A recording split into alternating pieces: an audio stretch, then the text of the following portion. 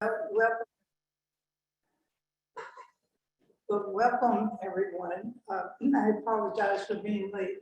This is what you get when you get somebody to chair a meeting that's only been to town once in a year and a half. So, anyway, I will call the meeting to order, the Volkswagen Environmental Mitigation Trust Fund Committee meeting. I'm going to ask staff to give us an overview of the hybrid meeting. I've done one of these and it worked pretty well, so I think this will be fine. Yeah, thank you. And thanks to everyone for joining today. Here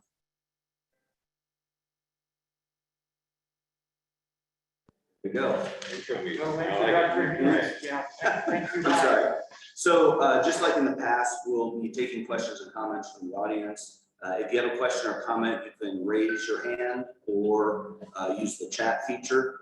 And I think by now, most people know how to use that in the at the top or bottom of your screen. In the menu bar, you'll find both of those features. For those joining us on the phone, if you have a question or comment, you can press *9, and that will raise your hand. And when called upon, you'll need to unmute your phone by pressing *6. For everyone in today's meeting, please identify yourself when speaking. This meeting is being recorded and will be posted on IDEM's website. And with that, I'll turn it back over to you. Okay. Well, the first thing that we're going to do is have an ongoing project implementation review.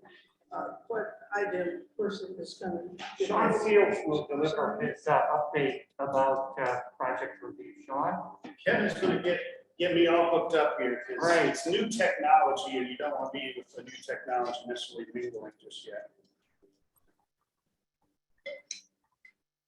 Yeah, maybe should we introduce ourselves, members of the committee, just so everybody's aware that some of us are online and some of us are in person. Okay, well, let's start here with people that are in the room. Jody Peacock, Ports of Indiana. Joe McGinnis, Indiana DOT. Bruno Piggott, IDEM.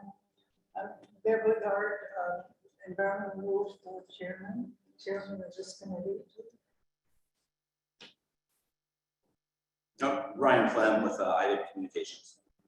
And then, do we want to go on members of the committee that are electronically joining us today? I'd like to know. I'll jump in. This is Kay Nelson, Northwest Indiana Forum. Good morning, everyone. Okay. Good morning, Jordan Sager with the State Department of Agriculture. Morning, Jordan.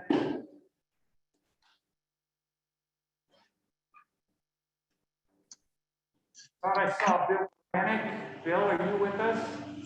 Yeah, I've wrestling with my mute button. I'm here, Bill Baranek. Good morning, Bill. Morning. Who else do we have on the committee that's joining us electronically? Is that it? All right, members of the audience, do you want to introduce yourselves since you're standing up, Sean, and are about to give a little update? Sean Seals? Sure. Sean Seals with IDEM. You're going to hear my voice a lot today, so that's all you get for now. Officer Quality with the time. Scott Maloney, Officer Quality. Those of you in the audience. Ryan Lissick, South Shore Twin Cities.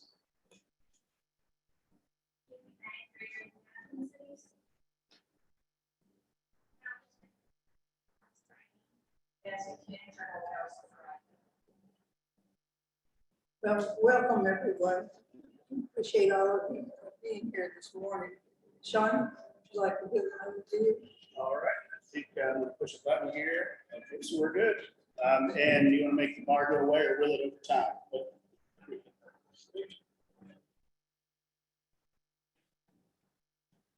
All right, well, a welcome committee. It's kind of fun to have everybody back together face to face again. You know, when Chair Guard walked in, I said, it's been almost literally 2 years since we've actually seen each other. But we've done some really, really good work in those 2 years. So I'm excited to report on some of that here. As you know, one of the topics we'll be talking about in a little bit is going to be round 3 of the on-road and non-road program. What we're going to touch on here real quick is just a quick recap of where we are with all of our round 1 and round 2 projects to date.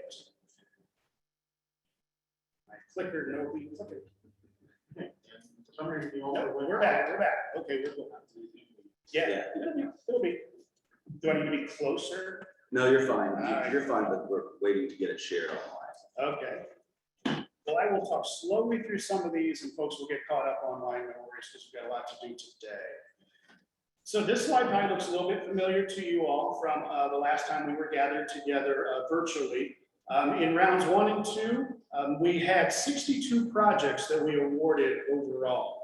Now that was 2 rounds of the on-road, non-road program and 2 rounds of the DERA option program. So basically 4 different requests for proposal opportunities for people to apply for funding. Out of those 62 projects, we had 6 electric school bus projects. 3 of those are complete and 3 of those are on schedule. We had 23 non-electric school bus projects. 17 of those are complete and 6 of those are on schedule. And just as a point of order, there were 5 of those projects that were actually diesel replacement projects, but 17 of those were actually propane projects. Of that 62, we also had 16 non-road equipment and vehicle projects. Even though the slide will tell you that 5 of those have been completed and 11 are on schedule, in the time from when the presentation was developed and sent to the committee, and now, those numbers are slightly different. We actually have 6 completed projects and only 10 that are still rolling and on schedule. And as you can see, we had diesel, compressed natural gas, some electric projects, and even a diesel hybrid project. We also had 5 school or transit bus projects. They weren't school buses, but transit bus projects. 1 of those is complete and 4 of them are on schedule. And I think it's worth noting that the one that is complete is a compressed natural gas project. The ones that we're still rolling forward on are the electric transit bus projects. And those take a little bit more time. The lead time on electric transit buses, as you might imagine, is a little bit longer than it would be for a CNG piece. We had 8 short-haul drayage truck projects. 5 of those are complete. We have 3 of them still moving. A little bit more diesel here, but that was kind of in round 1. We've had quite a transition in round 2 away from diesel, and then in round 3, we went even further with that. And then we also had 4 refuse hauler projects that you can see from here. And one of those is complete, and one of those actually ended up getting terminated by the grantee. They had kind of a paradigm shift on where they were as it related to compressed natural gas in their refuse haulers. So today, in those round 1 and 2 projects, we have actually funded and improved 331 vehicles or pieces of non-road equipment across the state of Indiana. The total project costs for those is a little over $75 million. And the Volkswagen portion of that is a little over $20 million. So in rounds 1 and 2, we have obligated a little over half of the funds, or right around the half of the funds that we have available. Now, one other thing I think is probably, or has been maybe interesting or of interest to the committee, is the last slide talks about the projects that we have done and kind of the funds that we have obligated. But the real rubber on the road, so to speak, when it comes to the mitigation trust is the trust itself. So the numbers that you're going to see on the next slide do not represent obligated funds. These numbers will represent the funds that have actually been paid out of the trust to the school system, the municipality, whoever it might be, okay? And I give you that forward warning because this is a pretty busy slide. So of the $21.3 million that we allocated in the beneficiary mitigation plan for the on-road equipment and vehicles, we've only actually had a little over $6 million in projects actually paid out to our grantees, our project partners. But keep in mind, we've actually obligated a little, right around half of it to date. I think the things that are probably most interesting, I decided it made sense to group this into the 5 groups that we kind of talked about and sort of developed in our beneficiary mitigation plan. You can see the totals across the bottom, you can see the details, and you can dig into those as you wish. But I think the things that stand out to me are the VW percentage of total project cost column. I think that's really kind of an interesting and telling one. So in our on-road equipment and vehicles program, the Volkswagen program has only covered a little less than 32% of the total project costs, which means 68% of the costs have been covered by our project partners. They saw a good project, they wanted to invest their funds in it. So I think it's important to point those out. The non-road equipment, I actually ran that number before. I think it's like 17% or something. For whatever reason, it didn't show up on this slide, and it's not on the printouts that you have there. But once again, a fantastic matching portion for our non-road equipment projects. The DERA option, 30% roughly, has been covered by Volkswagen, which means 70% has been covered by others. So the bottom line is, of the projects that we have actually seen reimbursed from the trustee so far, the trustee and the trust has covered 30% of the total project costs, but our project partners, the grantees, have covered around 70%. So they're very invested in this program. And this is what we need when we say we want to be good stewards of these funds. This gives you a very clear example of why that matters and why it has been successful. So the next topic we're going to touch on here real quick, well, this probably won't be real quick. This will be the lion's share of maybe our presentation today, is the statewide education outreach and marketing plan, a review of it, the highlights, and the recommendation. So I think it's important to start with this slide that shows the Indiana map. These are the 61 locations that at our last meeting in May, we approved funding at 5.535 million to the Indiana Utility Group. This is where those projects are going to be located. As you can see, they're spread across the entire state. Not only are they spread across the entire state, they also cover a variety of different utility providers. So if you'll recall, when we met in May, we made a recommendation for a partial award for a portion of one of the applications we received for electric charging infrastructure that included statewide education outreach and marketing. The committee at that May meeting was very supportive of the concept, but directed item to put out a more formal request for proposals exclusively for an education outreach and marketing plan that would allow for an open competition. So in June of this year, I did post that, and I'm going to use the acronym EOM because education, outreach, and marketing is bound to get me in trouble at some point. So the EOM request was posted to the IDEM portal on June 16th of this year. It was open, as you can see, for 30 days, which is pretty much the norm. And then during the application period, we received several phone calls and emails from potential applicants. Now, most of the applicants that we talked to, their inquiries related to whether we were open to a submittal that would only really cover one of the overall program components. And that was primarily the marketing side. So we knew going into this that there would be some folks that have some skill sets in marketing, but do they have the professional experience, background, and knowledge for the education and the outreach component related to electric vehicles and electric vehicle infrastructure?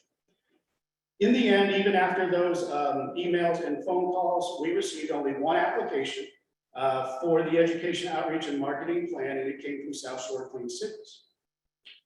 So from the time frame between July 19th and July 29th, we solicited some clarification and refinement of the project scope and the budget from South Shore Clean Cities.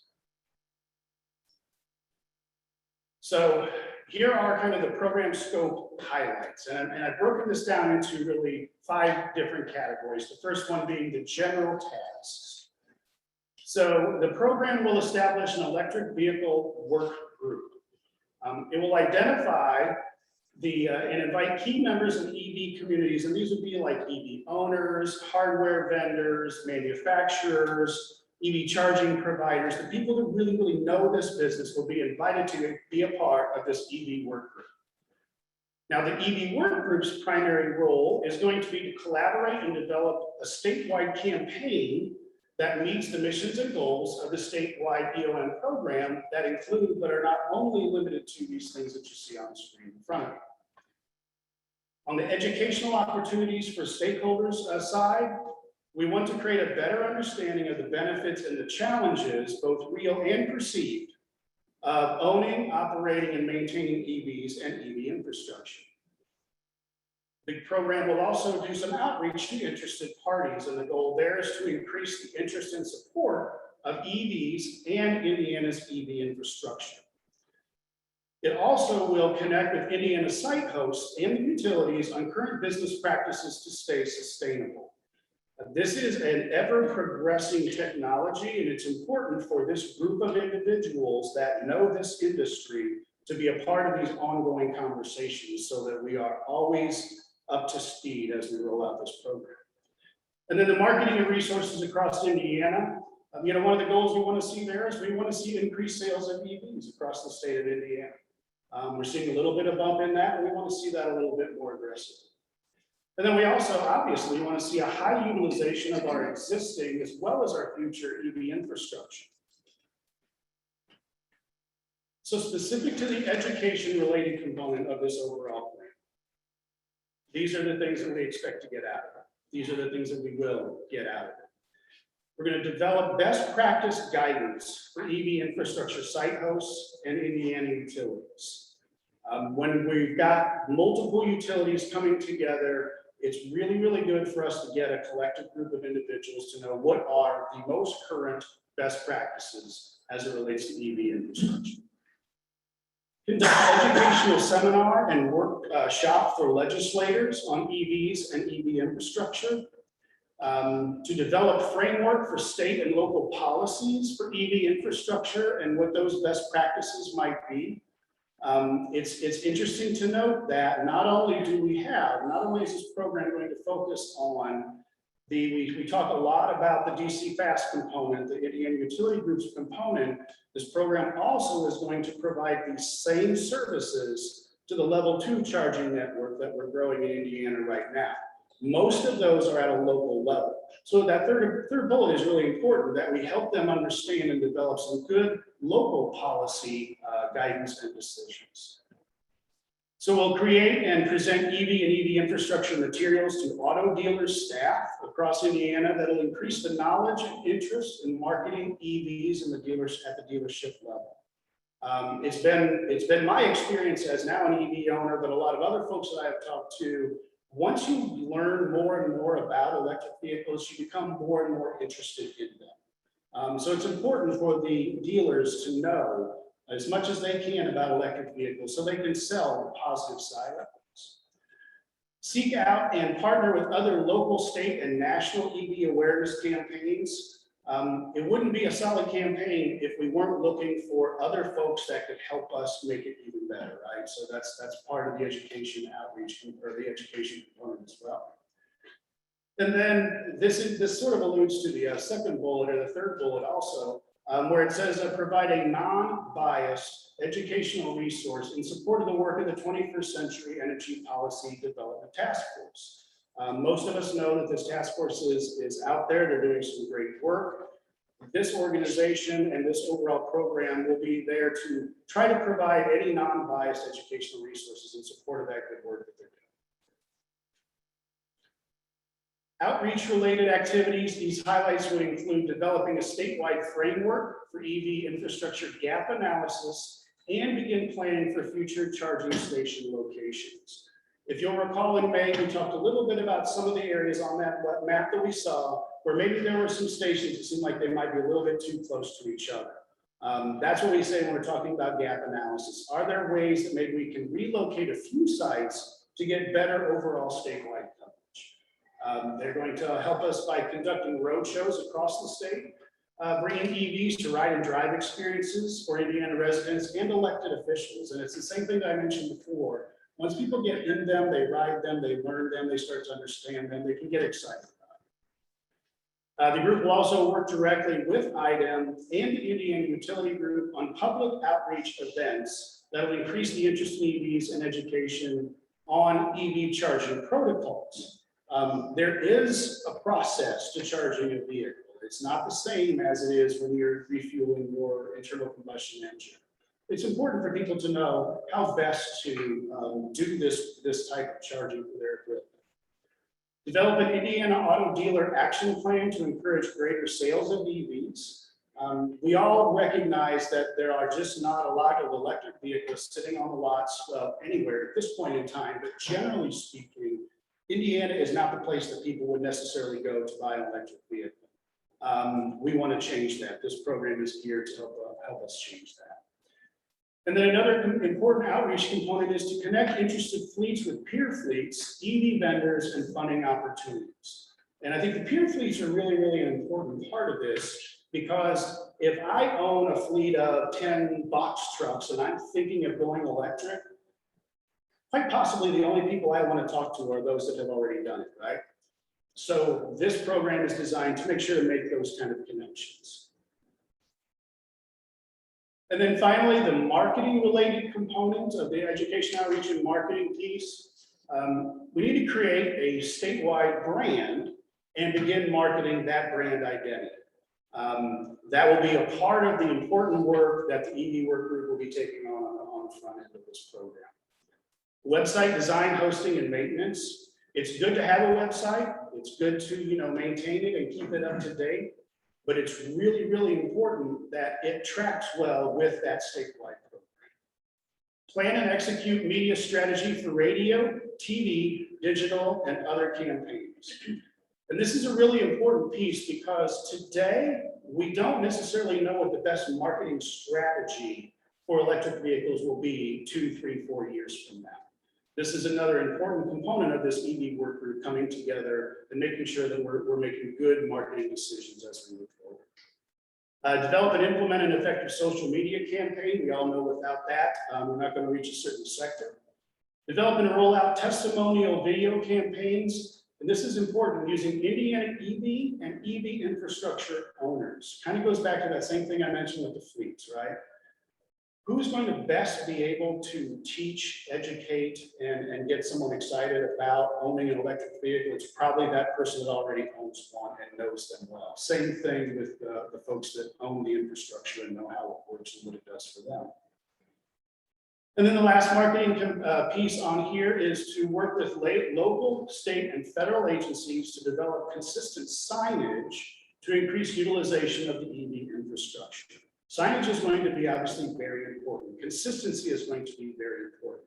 Having a single entity working in partnership with the Indiana Utility Group and IDEM will give us the best possible chance, obviously, for that consistent message. Now, there are some other things that I think the program has great potential to provide that I refer to as beyond education, outreach, and marketing. In partnership with IDEM, they can and will research and apply for additional funding opportunities from federal programs to increase the scope of Indiana's statewide charging network. We all recognize what we have as kind of a seed program. And we also recognize that there's a lot of additional money coming down the road here pretty soon, more than likely, at some level. We don't know, we'll have to wait and see, of course. But being prepared to apply for and obtain some of that additional funding to augment and expand the network that we're already talking about is very important. Conducting follow-up surveys on the EOM campaigns to determine if the engagement has been successful and modify where needed. Another important part of this work group is making sure that we're keeping an eye on what are we doing in the education, outreach, and marketing campaigns. Are they working? If they're successful, keep doing it. If they're not, let's figure out how to improve those. And then I think another key thing is just to make sure that this program is tracking key education, outreach, and marketing programs' impact on the campaign missions and goals and modify those where necessary. But finally, also, a program will be designed to be replicable across Indiana communities. I touched on the local communities in the level 2 sector. The overall plan is for this to be something that anyone interested in electric vehicles or electric vehicle infrastructure can look at it, make sense to them, and they can replicate it at their levels. So that finally brings us to the education, outreach, and marketing plan recommendation. So our recommendation is to award South Shore Clean Cities, the statewide education outreach and marketing program to work cooperatively with IDEM and the Indiana Utility Group to provide Indiana statewide EV charging network program. The program would include a 5-year budget of the program not to exceed $800,000. And this would be using the $1.2 million in administrative costs that are included in the already approved beneficiary mitigation plan. And the funding agreements, I think this is important to note also, the funding agreement will include the scope of work, all of those things that I have talked about under the education outreach and marketing component will be summarized and identified within the funding agreement. In addition, eligible expenses will be clearly identified in the funding agreement. And finally, any marketing expenses that are being proposed have to have advanced approval from IDEM before they can incur any costs related to those marketing programs. We want to make sure that we're all on the same page before we spend any of this money. We want to be as prudent as we can possibly be with it. And that is the final rollout of this piece. So we're open for discussion and community action. I want to open it for discussion, and I have the first question. You say on this first bullet of the last slide that we've captured $1.2 million in administrative costs, and that comes out of the 41 million. That is correct. And that's specifically for this. It's not for any of the other programs. That is correct. We set aside, I think it was $1.23 million. It was like 3% of our total, if you remember from way back when we did the beneficiary mitigation plan. So it's that $1.23 million portion is where this comes from. And within the consent decree, the language of the consent decree allows agencies to not only cover their own salaries, but also the salaries of consultants and experienced professionals that will do the work on their behalf, and that's what we're proposing. Okay, thank you. Are there other questions? Just a comment and suggestion here is a lot of interesting ideas in this, and wondered if there's a place for this to, you mentioned bringing other partners, but I could see right off the bat working with IEC, and it may end up with using this as a way to promote Indiana and doing a new, new industry in Indiana. I can tell you right now, we're getting more inquiries about electronic vehicle manufacturing than we've ever seen before. And so this would seem to tie into some of those other initiatives that are out there and provide a good complement. Yeah, I absolutely agree. I think it's a fantastic opportunity for this work group to, get those, not only get those experienced professionals within the working group, but as a part of that education and outreach component, reaching out to, state agencies and seeing if they want to be engaged, if they have questions, being there as a resource for them. Universities as well. Absolutely. And I know, as obviously the representative of the ports, I know there's more and more interest in electric equipment at the ports also in that other world. Absolutely. Yeah. Very good. Any other questions from people here? Sean, just a couple of questions. One of the important things when you build a statewide charging network, as our funding will provide, is knowing exactly where these things are if you own an electric vehicle. It's one thing to advocate and encourage people to buy an electric vehicle, but the real important thing in my mind with this is that we're going to let people know where these stations are so that when they're headed up to Northwest Indiana, they can plan to stop at these places. And you mentioned the signage. I was also looking up on the computer here, different websites that exist that have the locations of current charging locations, whether they're level 2 or others. Can we envision this to provide a web-based map that would allow for one to see the charging stations that this project is funded, but also the other ones that may be in existence as well, so that a driver, regardless of it, is able to say, oh, I could stop at this place here. It may not be part of the VW settlement charging stations or this other place or a third, because more frequently, it seems to me that drivers have these kind of computer-based touch-based screens in the electric vehicles that they're driving. And while that's kind of high-end these days in your Teslas and stuff, I bet it happens more frequently as we go along in navigation. So do we envision that to be a part of this group putting together something like that, or at least the group getting together to say, that's a good idea, whatever we do, we should install such a web-based system? You know, I would say it's hard to envision a scenario where that doesn't exist. Good, okay. And it's a relatively easy thing to provide via websites, right? Yeah. You can link to anything with almost no problem. There is, and you know, there's an app for that for just about everything. Right? Yeah, And one of the most common or most commonly used apps when it comes to looking for an EV charging station is called PlugShare.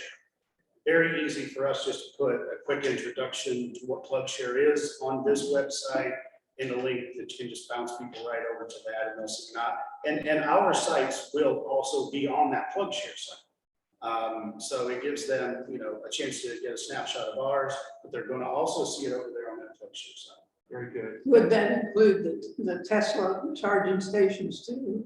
It can, yeah. I mean, the PlugShare site would, we would have, and I think that would be a really interesting conversation for the EV work group to have is if the program is really focused on trying to draw people into, you know, the sites that we are funding, you know, do you advertise the Tesla sites on that site? And I think that's a good conversation for them to have. I will say, you know, now that I've owned each of them, it's hard for me to envision driving a Tesla to a not supercharger site for the most part. So, I mean, I don't know that there would be a whole lot of competition between the two, honestly. Sean, the concept associated with the website and single brand is kind of a one-stop shop. Not Yeah. only would you be able to find information about where you can charge between here and Chicago, Yes, how the different chargers work. good.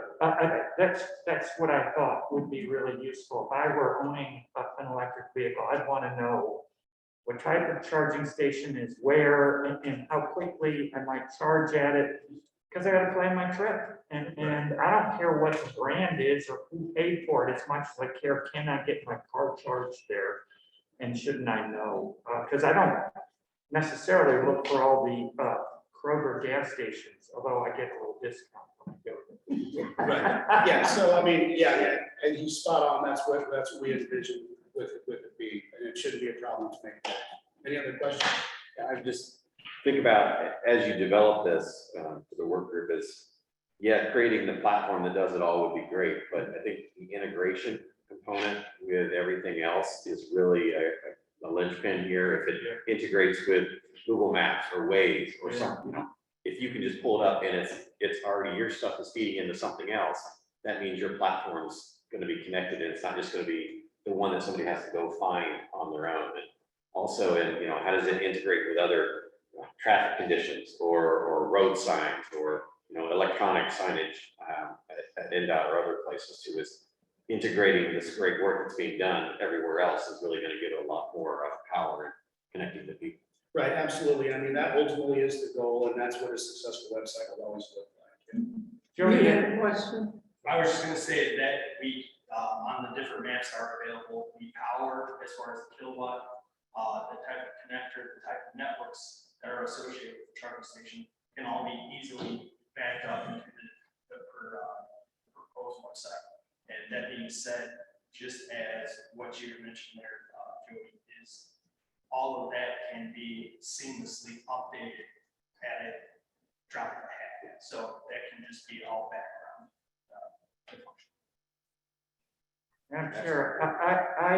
My personal thoughts are, I'm less interested in promoting any specific EV vehicle brand than I am interested in ensuring that any consumer who owns an electric vehicle knows where to go to jump to get their their vehicle charged, because that's what we're doing. We're putting Open together house. a network. You ought to know where it is. Yeah, and that's, as we've said, that's pretty easy. Yeah. Yep. Anything else? Yes, Kay Nelson had her hand. okay, Kay.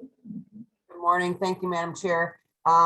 Nice presentation, Sean. I like the direction of what's being proposed, but just to be forthright, I take my signature on the ethics policy very seriously. South Shore Clean Cities is a partner organization here in Northwest Indiana that I've worked with since its inception. And as such, at the time that we take the vote on the project, I will be abstaining just for keeping everything crystal clear. That's it. Okay, thank you. Any other questions from the audience? Here and away? It's not, okay. What's the action we need to take? We made a recommendation to award up to $800,000 to South Shore Clean Cities for the education outreach and marketing program. Okay, That is, if you want to, I wouldn't call it a motion, it's a recommendation for you to act upon. Well, okay. I'll make a motion to approve the recommendation provided by Sean and Megan. Second. Is there any committee discussion? If not, all those in favor say aye. I, Any opposed, nay? Any abstentions? Me, sorry, I had myself on mute, Kay. That's just for the record, thank you. The proposal for my down, their recommendation is approved. Thank you very much. Okay, thank you. Exciting times for us all. Okay, are you doing also round? Yeah, you're gonna hear more of me today than you would ever want. But we can get through this stuff pretty quick because this is like old. So we've done this now 4 times. So this is, this is kind of old hat. So we're gonna talk about the round 3 on-road and non-road application process. So we did receive 31 high-quality comprehensive applications for the program this year. The applications totaled around $23.4 million. And if you'll recall, we actually added a little bit here to round 3 and had a total of $12 million available. So once again, anytime the ask is greater than what you have on the table, it's a fantastic opportunity. All vehicle use type funding requests exceeded round 3 application or allocation. If you recall, we kind of have, 850,000 allocated for electric school buses, 1.9. So you can kind of remember how we broke that out. And you'll see a slide on that in a bit anyway. But they all exceeded the allocations that we had, which is also very exciting for us. We had a lot of first-time applicants of the program, and that's even more exciting. You can't tell there are a lot of exciting things in round 3, and that's probably the thing that was most exciting to me was the number of new applicants we had in round 3. So when we looked at these, one of the things we were focusing on was finding a justifiable way to fund as many of these good projects as we possibly could. And as always, we want to point out that the options that we're presenting and the recommendations that we're presenting are not to be implied to be the only options that exist.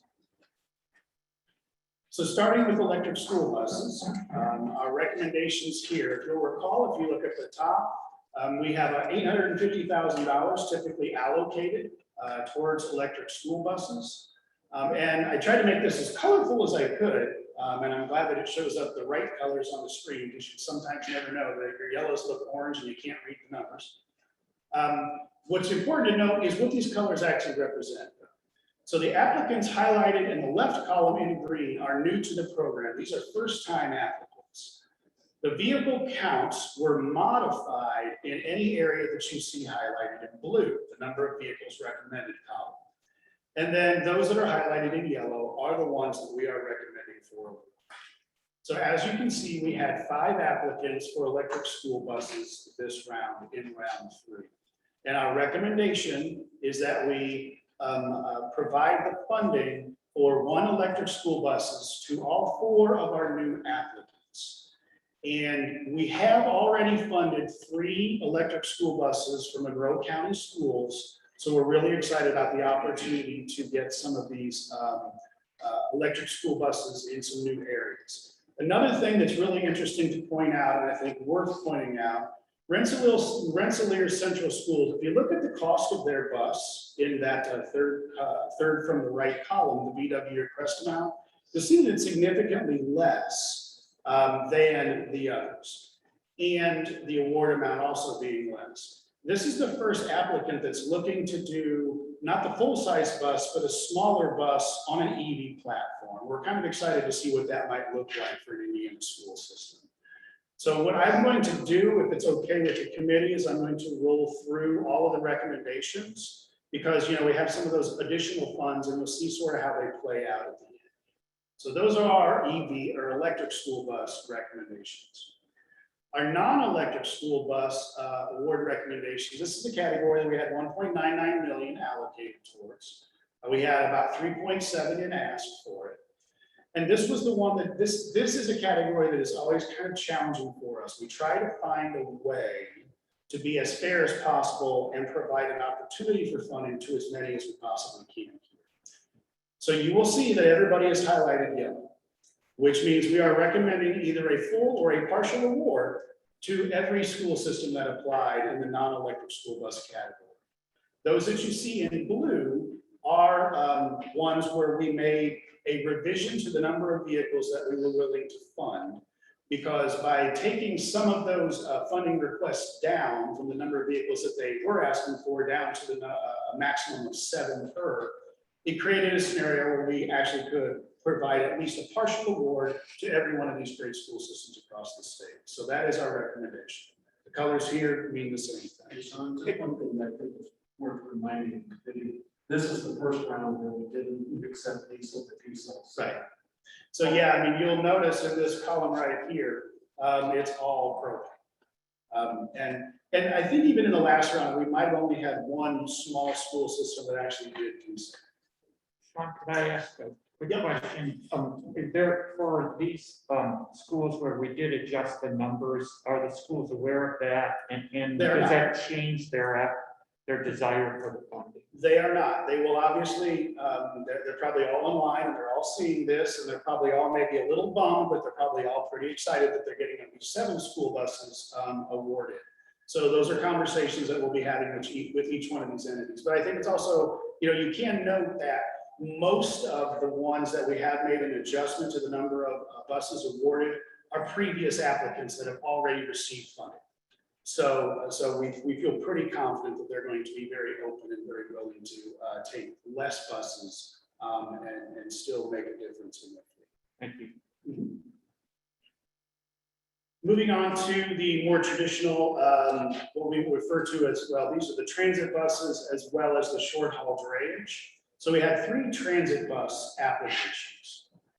And one of those was from Southwest Transpo. One was from Indianapolis International Airport Authority, and one was from IU campus in Bloomington. And what you'll see here is we are recommending 2 of those 3. And we were really working to try to find a way to do 3 here, but the IU campus bus, with the request of it being electric and the costs that are involved in an electric school bus, and the significantly lower usage that bus would see compared to, say, the Indianapolis Airport Authority, which is running those things almost 24/7, it was just hard to get there. So we're recommending 2 of those 3 for award. And then if we look at the short haul drayage trucks, these are, the city of Fort Wayne came in with a really interesting project. It is an all-electric, oh my goodness, I'm trying to remember what it is. It's not a street sweeper. Yes, it's an end dump, right? Yeah, so it's an all-electric municipal truck that would be used like the typical diesel dump truck. An application we haven't seen yet in the state, so we're really excited to recommend that as an award out of this portion. And then Bulkmatic is they're looking at doing a electric truck project. And as you can see, we were able to fully fund these. These were folks that were asking for a single vehicle, and that's what we were able to provide. And then we get into the refuse haulers. And once again, you'll kind of see here, refuse haulers, if you look at that third column, the trend in Indiana, and I think across the nation, is to see more and more refuse haulers go to compressed natural gas and away from diesel. These organizations, entities, and municipalities realize that these are the vehicles that are really on the street in the community the most and can make the most difference in public health. So we're recommending all 4 of these, and you'll see that 2 of the 4 are actually new applicants. So that's very exciting. And I want to point out that the city of Lafayette is doing something really exciting. Also, they are proposing an electric refuse hauler. Once again, something we haven't seen yet. And we talked about how this program was going to evolve over time, right? When we first started talking, I will openly admit, as the person that's been doing this for 20 years, I did not envision an electric refuse hauler application coming in during this program. So I'm very excited to see that. I think it's going to be a really interesting project to see at the ground. How long would it take to charge one of those big vehicles? Well, they have the capacity to charge these things overnight, right? So, when you can basically run, a 10, 12-hour day and charge it for 10 or 12 hours, you definitely have the capacity to bring it back up. So it's going to be really interesting to see how this works out. I mean, it is definitely, if any of these projects we have here, we would want to call a pilot project, this would probably be the best one to call it. Okay, and then our last component is our non-road applicants. Once again, if you look at this, we had 5 applications, and 4 of those 5 were new applicants. Once again, very exciting to see. And in the non-road sector, there are just things where you have to be looking at diesel. So Kendra Lake Towing, for example, this is a tugboat reroute. And when you're talking about tugboats, you're probably not talking about electric power just yet. So some really, really good projects here. Once again, we're recommending an award for all of them. But we are showing some reduction in the number of vehicles. Laser Spot, they wanted to do 7 of these electric terminal trucks. We're offering to cover the cost of 4 of them. And then we've got some other ones here. Nucor Steel, this is actually a diesel locomotive project. It's a very exciting opportunity, but locomotives are expensive. So, we're looking at providing $1 million in funding to do 1 of the 4 that they requested. So we're excited to be able to do that. We actually haven't done a locomotive through the program yet. We have done rail car movers in place of locomotives. We haven't done locomotives yet. So we're kind of excited to see how that plays out. So this next slide shows you kind of where this all plays out from the money standpoint, okay? So the set aside or allotment column, that's what we kind of talked about in the BMP. This is how much we're going to do in each round for these different vehicle use types. The recommended award amount is what you saw in the previous slides, the item recommended award amounts. And then that balance from discretionary, because we basically had $2.17 million that we kind of rolled into round 3 from some of our round 2 projects that either didn't complete, or they decided to cancel the project, whatever it might be, or they just came in under budget, which happens too.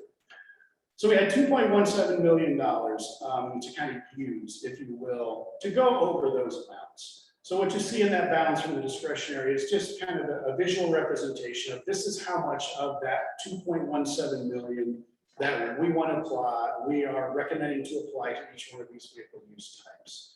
And then in the end, what you see at the bottom here is a rolling to targeted round 4 of $52,843. We looked at trying to find a way to find a project or something that we could do with that $53,000, but it just was not enough to make a difference in any of our applicants. So we decided it's not that hard just to roll that into what we're calling targeted round 4. And I think it's important to point out targeted round 4 is exactly that. We haven't decided what that's going to look like yet until after we get past round 3 of the DERA option. Then maybe we're going to look at the big picture of what all we have accomplished and see if there's an area where maybe we feel like we came up short. And then we would target whatever remaining funds we have for that area. Okay, so that's kind of what we're thinking. Whether that ends up being geographic or a certain sector, we don't know yet. But we're excited to get to the point of finding out what that's. So those are the recommendations. I guess the question would be, are there any questions that you might have? I mean, in essence, as a reminder, we're recommending to award 29 of the 31 projects. So what questions might you have?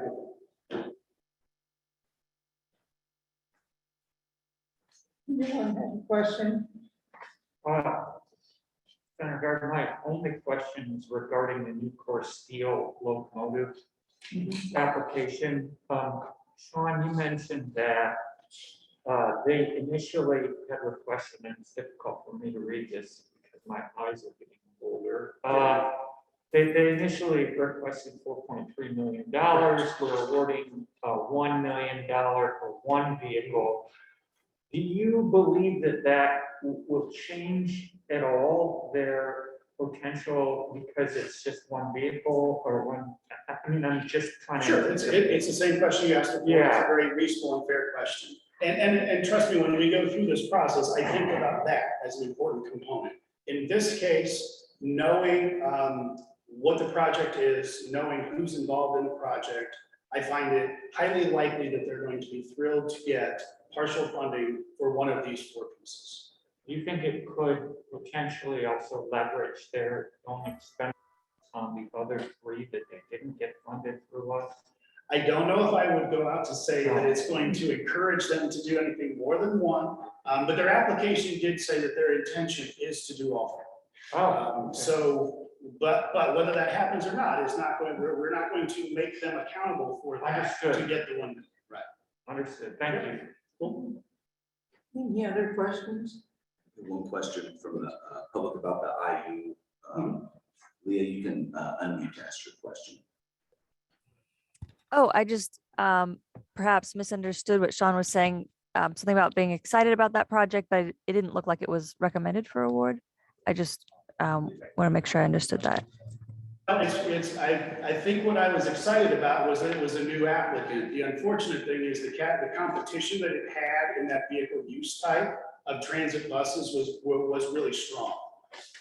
So when we looked at the overall NOx emission reduction potential and everything else associated with it, it was really just one that was hard to get our hands around and recommend for an award. If you'll look at the evaluation scores in the far right-hand column, and I don't want to spend a lot of time on evaluation scores, but you can see kind of from an evaluation score how it compared to the other two, and maybe you can see from that why it was a bit of a struggle for us to put any funding towards that one.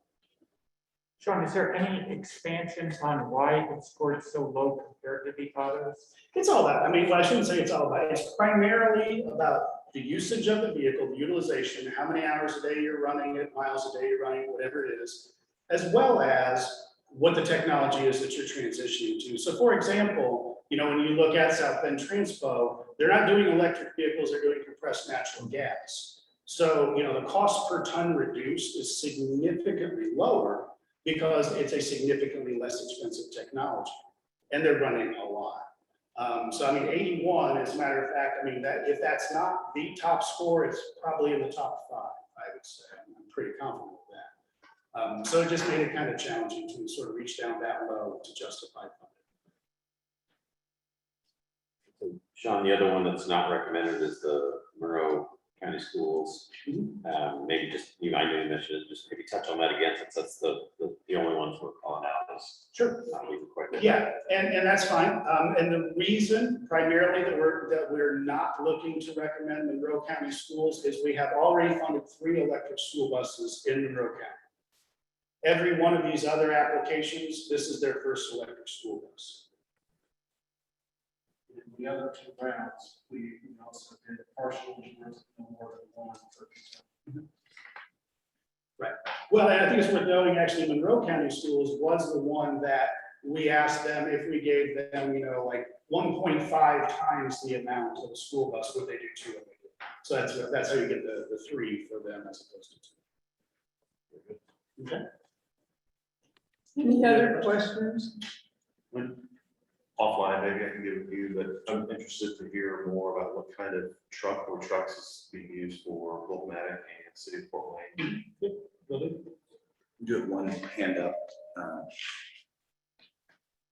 And Oliver, you can unmute and ask your question. Nathan. Yes, I'm Nathan Oliver, Director of Transportation for Monroe County Community Schools. I know that we've already received funding for 3. The reason we asked for funding for 5 was to help use some of the money that wasn't allocated from round 1 and round 2. But we don't only want to go with 8 electric buses. We want to implement our fleet with 30 to 40 more electric buses.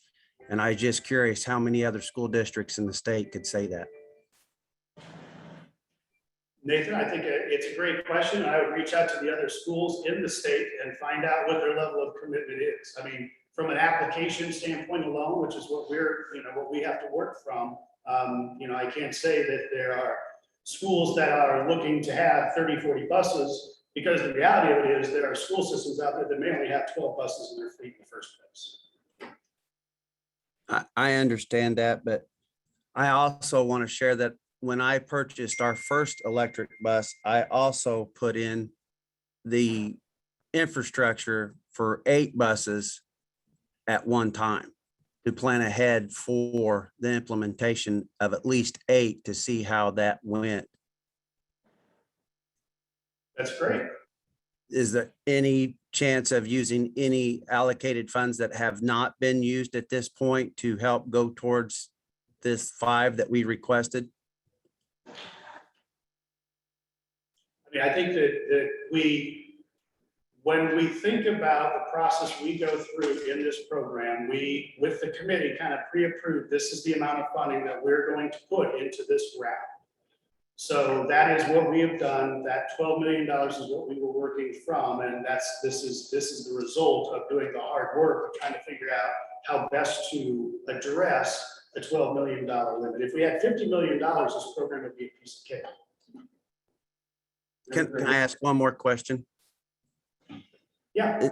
Is there any funding that's still not used from round 1, round 2, and round 3? And if so, what happens to that if it's not used in round 3? And that's what I mentioned a couple slides earlier will actually be later in relation to where we are here. But we do intend to have what we're calling a targeted round 4. We don't know necessarily what the vehicle types are going to be for that just yet. But yeah, we expect that there will be some funding available. How much there will be is kind of hard to say at this point, but there absolutely will be a targeted round 4 with additional funding available. Is there any way to pull funding from those now to use for round 3 instead of waiting for round 4? No, I mean, it wouldn't make sense to do that primarily because we don't know what that level of funding is until after we go through the DERA option program that starts in the fall of this year. And the $12 million that we're working from for this round 3 of on-road, non-road is the amount of funding that the Volkswagen committee approved for us to put on the street for projects. Okay. I think we appreciate your level of commitment to moving forward with this kind of transportation. But I hope you realize that we want to give other communities the opportunity, even though they may just have 1 or 2 buses, to see if this is going to be something for their future, something that they want to strive to do. So, but we do commend you on your plans for the future of this. Our early recipients are a large reason why we have 4 new applicants in this round for electric school buses. Much more interest than we had in round 1 and 2. I'm sorry, I couldn't hear all of that, but I do thank you for recognizing our efforts. I would like to have received funding to grow and establish more. I think with our school district, I've also had other school districts come down and actually drive our vehicles, look at our infrastructures, and help them to promote their own for their bus fleets and other infrastructures. So and I will continue to do that. But I would like the opportunity to even grow more. Thank you. Anyone else have any comments? Okay.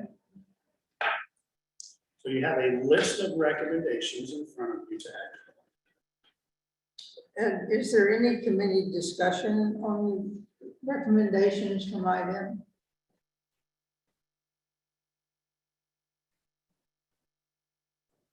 Do I hear a motion as to item's recommendation?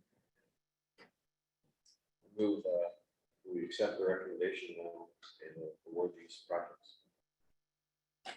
I'll second it. Is there any further committee discussion? Any online?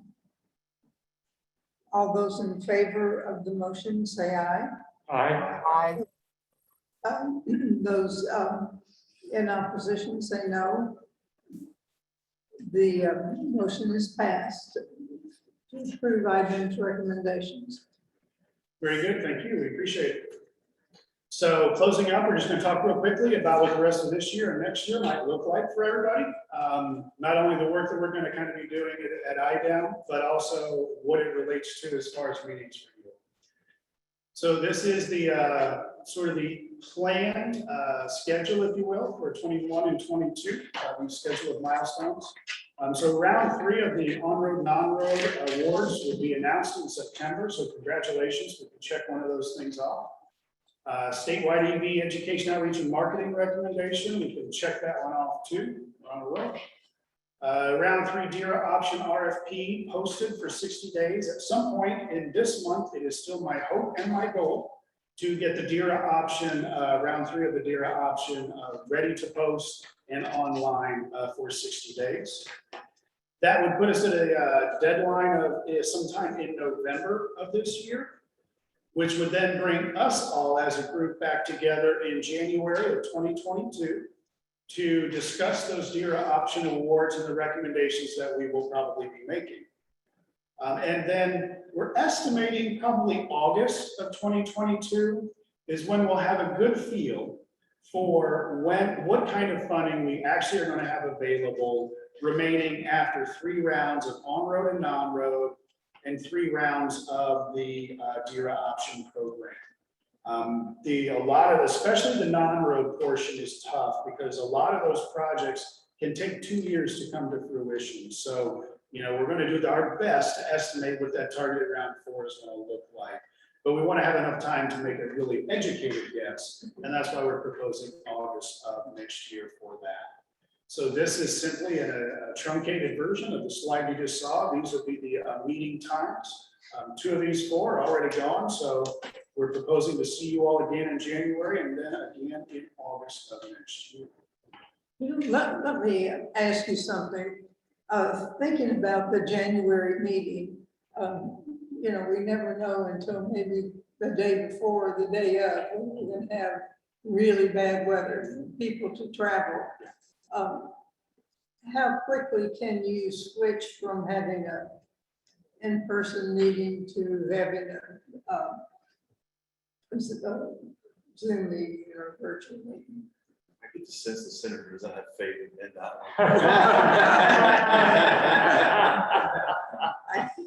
Or maybe she has great faith in their ability to flip a switch. I was gonna say, yeah, we can do either one, Okay. or hybrid like this. Well, and when it's already kind of planned as a hybrid, it's really just removing a room and Right. doing the hybrid, Yeah. 100% hybrid, so to speak. And maybe that's what we do so that the public notices out there that they can join even in advance. Oh, yeah. In a hybrid way, we don't have to delay anything. Those But would be hybrid meetings, and Chair Gardner, if you're unable to make it, you can chair them. Yeah, Well, I just think it keeps you from having to cancel a meeting. that's right. Right, well, and we have learned, I mean, that we've learned a lot of things over the last couple of years, right? And one of the things that we have learned is we can, for the most part, conduct pretty effective business virtually if we have to. So that would not be an issue for us, that's for sure. It's not an issue for them, so it sounds like an opportunity to stay on that schedule. Thank you, Senator Guard, for thinking of those of us that have to deal with 65 and ice. That was a shock. Yeah. Oh, Yeah, that's And so looking forward, Sean, you had mentioned that we won't know what funds are available for round 4 until after the, which we would announce sometime in January. Is there a way, as we're looking out, and we determine, okay, some arbitrary numbers here, there's $1 million left, and we determine then where we want those $1 million, what categories to put them in. Is there a way for that meeting in January, as we're trying to determine that? I'm looking at each one of the, so let's use electric school buses, for example. We had 850,000 available, we had 3.3 million, 3.4 million requested. For over the last 3 rounds, can we get a breakdown so we know which ones are more popular? That's the exact approach that we will be taking when we try to figure out what makes the most sense. It should be one of 2 things. I'm not saying this is what target will be, but it will probably either be very clearly a sector that we feel we need to have an impact in that we haven't, and we target that entire program at the rail industry. I'm going to use an example, right? Or it's going to be, this is where the demand has historically been, this is where we're going to drop those funds. Because I think some of the things we need to look at, obviously, Monroe County Schools and the electric school bus situation, there's obviously demand there, we've seen that. But also which is going to have the most impact in NOx emissions and everything. Right, and that's an important year. What is that? Yeah, that's a really important component. And that's why, if you remember back in the beginning of this process, the reason we really wanted to put some significant money into the DERA option was a lot of those non-road projects are where the really significant emission reduction potential lies, but it doesn't necessarily give you the opportunity for electric. Okay. Just yet. If I understand, you'd like to see that money now in January. Yeah. Yeah, you don't have to get it. Just, there's 3 rounds combined. This is what's been requested. This is what we've had. Oh, yeah. This is the impact that those dollars have had. Yeah, Not a problem. be helpful. Yep, very Well, easy. then, the August 2022 meeting, where we make the recommendations, then what's the time frame to award those? Well, those would, typically it takes us a month or 2 to put together funding agreements, and then the projects are on the street and moving. If you'll recall, we basically have until 2028 to spend all of the Volkswagen funds. So we have adequate time within that 10-year window to handle everything related to a targeted round 4, because realistically, probably most likely one of the last things we'll still be funding may very well be the EV infrastructure component from the standpoint of on the ground types of stuff, right? But the non-road sector could be the other piece, because some of these projects, the locomotive project is an example. I mean, it's not uncommon for those to be 2-year projects. So this committee will continue to function for at least another 1.5 years or 2 years. Yeah, I mean, I think it's possible that August 2022 it could possibly be the last time we gather together. Sad as that might be, it could be. We'll have to kind of see where we're at. Right, for formal decisions, correct. We've had conversations about, gatherings just to bring everybody up to speed, give updates. You guys have been invested in this for a long time. Be nice for you to kind of know how things are going even after, all the money has been put on. Right. Yeah. That seems to make sense. Yeah. And we may have those random projects. We've had some, you just can't get it there. Oh, So absolutely. money comes back and we've got to allocate this fund somewhere. Yeah, I mean, we have one project in particular already that was a round 1 on-road, non-road project that still has not begun. But all of the rationale that I've been provided is very reasonable. And in essence, it's an electric terminal tractor, which, those are the ones that shuttle the trailers around in a lot. But the facility that it is located at has a grade to it. And finding, building an EV or electric terminal tractor that has the power to get up and down that hill is a lot more challenging than they banked on. But sometime, I think late 2022, they expect to have the technology in place. So it happens. Okay. Any further questions? Okay. And then this would be your opportunity to see if there's anybody here that has anything to speak. Does anybody in the audience want to make any comments, have any questions? Either people here or people virtual. We do have one online.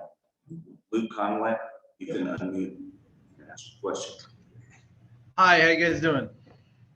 Fine, thank you. How are you? Good.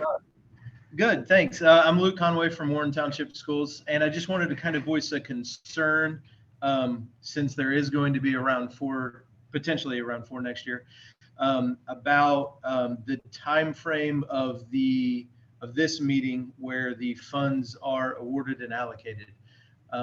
In the sense I'm obviously speaking in school bus terms, for the state website, the CIESC website, the bids go up in the spring and the fall. And when we put our bid information together for the application on this grant, those fall under, or for this year, they fell under the spring bid. And then when this meeting got postponed a little bit, just by a few weeks, it put us into the fall 2021 bid, which unfortunately I tried to find it, but I think the website, they're kind of on a freeze right now. But that can put our prices up for per school bus up to 5%. So I just wanted to kind of voice a concern that luckily right now our dealers are working with us to continue and grant the pricing that we were shooting for at the beginning of this of round 3 venture. But next year, I don't see them being as lenient, specifically, or especially because prices are just going up everywhere with labor demands and part demands the way they are. So I'd like to just voice that concern and kind of make the recommendation. I understand things happen, things get put off, but you guys were talking earlier about having a hybrid virtual and in attendance live meeting. And I feel like that's a good solution to keep this on schedule next year, so the townships aren't having to pay more money if the bids get pushed back. If it weren't for the grant, I know a lot of townships, we would have already put our bids in to guarantee that pricing and not get pushed into the next. So that's really kind of just a comment and concern that I wanted to voice. Yeah, that's a good point, Luke, because I know that you guys kind of, you always fight that spring fall cycle. Do you know what the fall breakout is as far, when does fall pricing take effect? Do you have a rough idea? This year it took effect on September 9th. So that's why I say a lot of the dealers are working with us since it's only a couple weeks off or a week or so off from this meeting. But Barney, I believe Barney Summers at CISE would be the best contact to find out that information for next year's date of the change. That gives us a good idea. And, if it's early August, that's a lot better for you all than late August is what I'm hearing. Yes, absolutely.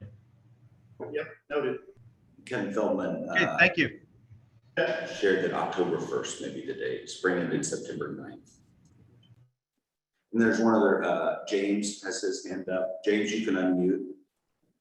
Great, thank you. Yes, this is James Telson, representative for Laser Spot here. On behalf of Laser Spot, just wanted to thank you guys for the opportunity to advance electric vehicles and clean air for the residents of Indiana. We're looking forward to the next steps here. Appreciate it. Thank you. Anyone else? Yes. On behalf of South Shore Clean Cities, thank you very much, and we look forward to working in partnering with you all and utilities. Anyone else?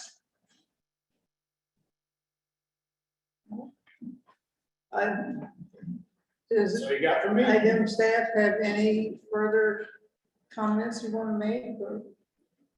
Nope, I think we've covered a lot of material today, and we've got some really exciting things that we can start working on, and now we just need to start grinding through. Well, So thank you, thank you. staff.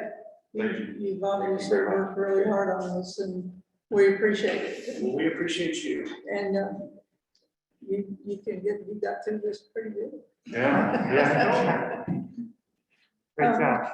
Okay, well, I guess a meeting to adjourn is in order. So move. Second. All in favor, say aye. Aye. Aye. We are adjourned. Thank you, everyone, for Sean. tuning in. Thank you, Scott.